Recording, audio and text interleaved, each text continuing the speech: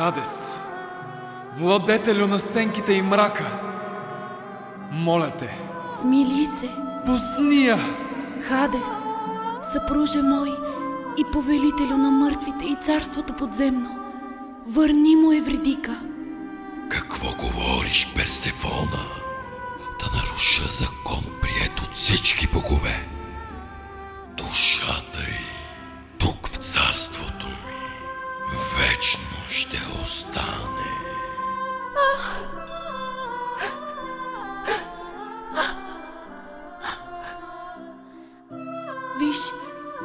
Виж моите сълзи, превърнаха се в цвете ново. Орфеевото цвете то ще бъде.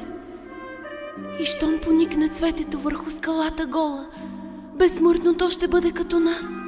Безсмъртно то ще бъде като боговете. Върни духа на Евридика на земята и с помощта на цветето, духът и в тялото ще се завърне. Как